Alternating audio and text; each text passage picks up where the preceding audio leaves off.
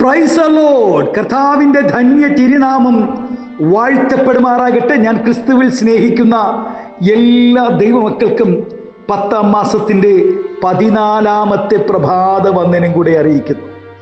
ലോകമെമ്പാടുമായിരുന്നു കൊണ്ട് വചന സന്ദേശത്തിൽ പങ്കാളികളാകുന്ന എല്ലാ ദൈവക്കുഞ്ഞുങ്ങൾക്കും എൻ്റെ ഹൃദയത്തിൻ്റെ ആഴമേറിയ സ്നേഹത്തെയും വന്ദനത്തെയും നന്ദിയും ഒപ്പം പ്രാർത്ഥനയും അറിയിക്കുന്നു.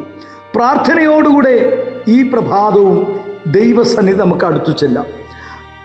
85-ാം സങ്കീർത്തനക്കാരൻ പാടുന്നു, നിന്റെ ജനം നിന്നിൽ ആനന്ദിക്കേണ്ടതിന് നീ ഞങ്ങളെ വീണ്ടും ജീവിപ്പിക്കയില്ലയോ. സന്തോഷം നഷ്ടമാകുമ്പോഴാണ് മനുഷ്യർക്ക് നിരാശ ഉണ്ടാകുന്നത്. നിരാശ അധികമാകുമ്പോൾ അത് ജീവിതത്തിൻ്റെ താളം തെറ്റിക്കും. ശാരീരിക അസ്വസ്ഥതകളും രോഗങ്ങളും ഭക്ഷണത്തോടുള്ള മടുപ്പും തുടങ്ങി പല പ്രശ്നങ്ങൾക്കും അത് കാരണമാകും. ക്രമാതീതമായ നിരാശ ജീവിതത്തെ കീഴ്പ്പെടുത്തുമ്പോൾ പലരും ആത്മഹത്യയിലേക്ക് വരെ ചെന്നെത്തിയെന്ന് വരാം. സന്തോഷമില്ലാത്ത വ്യക്തികളോടും സമൂഹത്തോടും കൂടെ സഹവസിക്കുന്നതും അടുത്തിടപെടുന്നതും വളരെ അസ്വസ്ഥത ഉണ്ടാക്കുന്ന കാര്യമാണ്. അങ്ങനെയുള്ള കുടുംബങ്ങൾക്കും സമൂഹങ്ങൾക്കും സമാധാനം ഒരിക്കലും ഉണ്ടാവുകയില്ല. സന്തോഷം വർദ്ധിപ്പിക്കുവാനുള്ള പല മാർഗങ്ങളും മനുഷ്യർ അന്വേഷിച്ചു കൊണ്ടിരിക്കുന്നു. സന്തോഷത്തിൻ്റെ പിന്നാലെ പോകുന്ന പലരും വഞ്ചിക്കപ്പെടുകയും ചെയ്ത് ഉള്ള സമാധാനവും സന്തോഷവും നഷ്ടപ്പെടുത്തിക്കൊണ്ടിരിക്കുന്നു. മനുഷ്യർ ആനന്ദത്തിനായി കണ്ടെത്തുന്ന വഴികൾ എല്ലാം തന്നെ പല ചതിക്കുഴികളുമായി തീർന്നുകൊണ്ടിരിക്കുന്നു. മനുഷ്യർ എപ്പോഴും ഉല്ലാസത്തോടെ ഇരിക്കുവാൻ ആഗ്രഹിക്കുന്നുവെങ്കിലും അത് മിക്കപ്പോഴും നഷ്ടപ്പെടുകയും ചെയ്യുന്നു. തൻ്റെ മക്കളെപ്പോഴും സ്വർഗീയ സന്തോഷത്തോടുകൂടെ ഇരിക്കണമെന്നാണ് ദൈവം ആഗ്രഹിക്കുന്നത്. ദൈവസന്നിധിയിൽ എപ്പോഴും സന്തോഷ പരിപൂർണത ഉണ്ടെന്നാണ് വേദപുസ്തകം നമ്മെ പഠിപ്പിക്കുന്നത്. കണ്ണുനീരും ദുഃഖവും വിലാപവും ഒരംശം പോലും ഇല്ലാത്ത സന്തോഷ സമൃദ്ധിയിൽ ഭൂരിതമാണ് ദൈവസന്നിധി. ദൈവം മനുഷ്യനെ സൃഷ്ടിച്ചാക്കിയ പറുദീസയിൽ ദുഃഖത്തിൻ്റെ കാരണങ്ങളൊന്നുമില്ലായിരുന്നു. എന്നാൽ പാപത്തിൻ്റെ ഫലമായിട്ട് മനുഷ്യൻ സന്തോഷം നഷ്ടമായി. എന്നിരുന്നാലും നാം ഈ ഭൂമിയിൽ ആയിരിക്കുമ്പോൾ തന്നെ വീണ്ടും സ്വർഗീയ സന്തോഷത്തിൽ ജീവിക്കുവാനുള്ള മാർഗങ്ങൾ ദൈവം ഒരുക്കിയിട്ടുണ്ട്. എന്നാൽ അനേകർക്കും അത് ലഭിക്കുന്നില്ല, അല്ലെങ്കിൽ അതിനുള്ള മാർഗം അവർ അന്വേഷിക്കുന്നില്ല, തിരിച്ചറിയുന്നില്ല. ലോക മനുഷ്യരുടെ ആനന്ദം ലൗകിക കാര്യങ്ങളിലാണ്. ചിലർ പണമുണ്ടാക്കുന്നതിലും പണമുണ്ടാക്കുന്നതിലും ഉണ്ടാകുന്നതിലും സന്തോഷിക്കുന്നു. മറ്റു ചിലർ ജഡത്തിൻ്റെ ഇച്ഛ പ്രവർത്തിക്കുന്നതിൽ സന്തോഷം കണ്ടെത്തുന്നു. ലോകത്തിൽ നമുക്ക് എന്തെല്ലാം ലഭിച്ചാലും നാം ഏതെല്ലാം നിലയിൽ എത്തിയാലും ആത്മാവിൻ്റെ രക്ഷ സാധ്യമായില്ല എങ്കിൽ ഈ ലോക ജീവിതം കൊണ്ട് യാതൊരു പ്രയോജനവുമില്ല. ഈ വലിയ രക്ഷ തികച്ചും സൗജന്യമായി ലഭിച്ചതിൽ ഭക്തന്മാർ സന്തോഷിക്കണം. നാം എപ്പോഴും സന്തോഷത്തോടു കൂടെ ആയിരിക്കണം.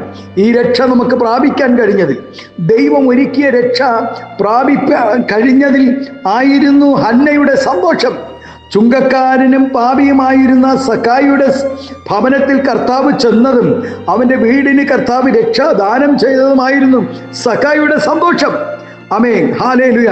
എത്യോപ്യ രാജ്ഞിയുടെ ഷണ്ണനായിരുന്നവന് സന്തോഷമുണ്ടാകാൻ കാരണം ഹല്ലേലൂയ, തൻ്റെ യാത്രകളിൽ വെച്ച് തന്നെ ദൈവത്തിൻ്റെ രക്ഷയെ കാണുവാൻ തനിക്ക് പ്രാപിക്കുവാൻ തനിക്ക് ഭാഗ്യമുണ്ടായി.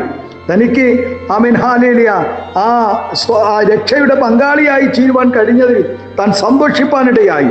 ലോകത്തിൽ സഞ്ചരിക്കുന്ന എല്ലാവർക്കും സ്വാഭാവിക ജീവിതം ജീവനുണ്ട്. ആ ജീവൻ കൊണ്ട് ദൈവത്തിലും ദൈവിക വിഷയങ്ങളിലും സന്തോഷിക്കുവാൻ കഴിയുകയില്ല.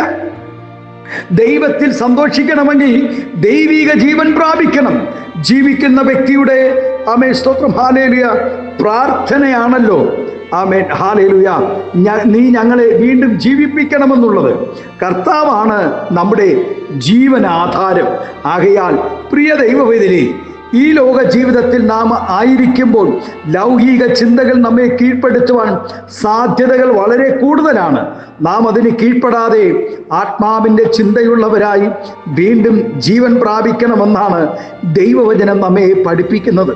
ആത്മീയ വിഷയങ്ങളിൽ നമുക്ക് സന്തോഷിക്കുവാൻ കഴിയുന്നുവോ എന്ന് നാം നമ്മെ തന്നെ ഒന്ന് ശോധന ചെയ്യാമോ ഈ പ്രഭാതം? അല്ലെങ്കിൽ ഈ സങ്കീർത്തനക്കാരനോടുകൂടെ ചേർന്ന് നമുക്കും പ്രാർത്ഥിക്കാം, നിന്റെ ജനം നിന്നിൽ ആനന്ദിക്കേണ്ടതിന് നീ ഞങ്ങളെ വീണ്ടും ജീവിപ്പിക്കയില്ലയോ? ഹല്ലേലൂയ. നമ്മുടെ കണ്ണുകളെ ഈ പ്രഭാതം ദൈവസന്നിധിയിൽ അടയ്ക്കാം. ആമേശത്ത് ഒരു പുതുജീവൻ പ്രാപിപ്പാൻ, ഒരു പുതു ചൈതന്യം പ്രാപിപ്പാൻ, വെളിപ്പാടും ദർശനങ്ങളോടുകൂടെ ദൈവകൃപയിൽ നിലനിൽപ്പാൻ നമ്മെ ഈ പ്രഭാതം ഏൽപ്പിച്ചു കൊടുക്കാം. സ്വർഗീയ പിതാവേ, സ്നേഹവാനായ ഞങ്ങളുടെ നല്ല ദൈവമേ, അനുഗ്രഹപ്രശാന്തമായ നല്ല പ്രഭാതത്തിനായി നന്ദി നിറഞ്ഞ ഹൃദയത്തോടെ സ്തോത്രം ചെയ്യുന്നു. ഞങ്ങൾ എപ്പോഴും നിന്നിൽ സന്തോഷിപ്പാൻ, പരിശുദ്ധാത്മാവ് നിറഞ്ഞ് ഞങ്ങൾ സന്തോഷപൂരിതമാകുവാൻ സ്വർഗം ഞങ്ങളെ ബലപ്പെടുത്തണമേ എന്ന് പ്രാർത്ഥിക്കുന്നു. ഈ ശബ്ദം ശ്രവിക്കുന്ന അനേക പ്രിയപ്പെട്ടവർ പലവിധമായ നിരാശയുടെ നടുവിലായിരിക്കുന്നു. കർത്താവേ, അവർ സന്തോഷത്തോടുകൂടെ ആയിരിക്കാൻ, സമാധാനത്തോടുകൂടെ ആയിരിക്കാൻ പരിശുദ്ധാത്മാവ് കൃപ ചെയ്യണമേ എന്ന് പ്രാർത്ഥിക്കണം.